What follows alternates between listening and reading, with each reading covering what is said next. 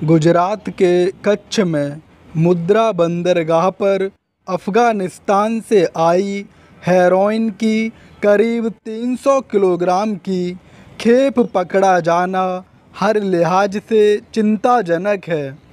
हैरानी की बात यह है कि इसे टैल्कम पाउडर बताकर आयात किया गया था। इससे यही पता चलता है कि देश में नशीले पदार्थों की तस्करी कितना आसान काम है।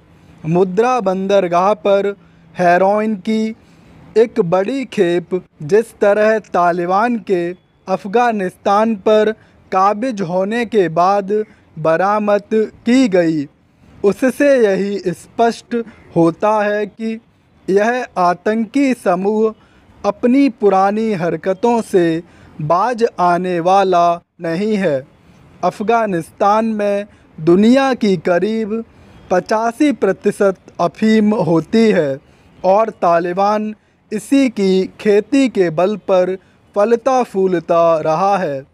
अफ़ीम और उससे बने अन्य मादक पदार्थों के कारोबार में तालिबान की मदद पाकिस्तानी खुफिया एजेंसी ISI किस तरह करती रही है, यह किसी से छिपा नहीं।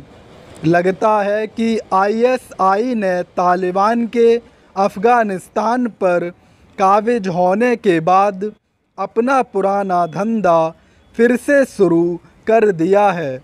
इस पर आश्चर्य नहीं कि भारतीय सुरक्षा एजेंसियों को मुद्रा बंदरगाह पर लाई गई हेरोइन की खेप के पीछे ISI का हाथ नज़र आ रहा है। इससे संतुष्ट नहीं हुआ जा सकता कि अफ़गानिस्तान से मंगाई गई हेरोइन की एक बड़ी खेप पकड़ी गई, क्योंकि तमाम ऐसी खेप रही होंगी जो सुरक्षा एजेंसियों की पकड़ में ही न आई होंगी। वैसे भी यह जग जाहिर है कि देश के अन्य राज्यों से भी नशीले पदार्थों की तस्करी होती है। शायद ही कोई सीमांत राज्य ऐसा होगा जहां से नशीले पदार्थ चोरी छिपे देश में न लाए जाते हों। ऐसे राज्यों में पंजाब प्रमुख है। पंजाब में पाकिस्तान से नशीले पदार्थों की खेप आती रहती है। जब अमरिंदर सिंह पंजाब की सत्ता में आए थे तो उन्होंने पाकिस्तान से होने वाली नशीली पदार्थों की तस्करी पर रोक लगाने का वादा किया था, लेकिन 4.5 साल बीत गए और स्थितियां जस की तस रहीं। इसी कारण नवजोत सिंह सिद्धू समेत अन्य नेता उन पर यह आरोप लगाते रहे कि उन्होंने ड्रग्स माफिया के खिलाफ कुछ नहीं किया। देखना होगा कि अब पंजाब में हालात बदलते हैं या नहीं।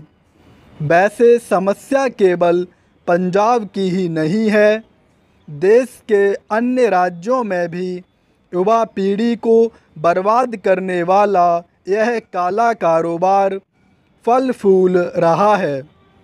यह जम्मू कश्मीर से लेकर पूर्वोत्तर के राज्यों तक फैला हुआ है।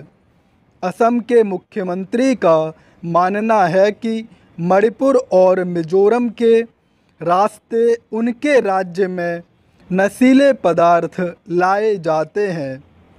चूँकि नशीले पदार्थों का कारोबार माफिया तत्वों द्वारा देश विरोधी ताकतों के साथ मिलकर किया जाता है, इसलिए सुरक्षा एजेंसियों और विशेष रूप से सीमा की रक्षा करने वाली एजेंसियों को और अधिक सजगता बरतने की आवश्यकता है।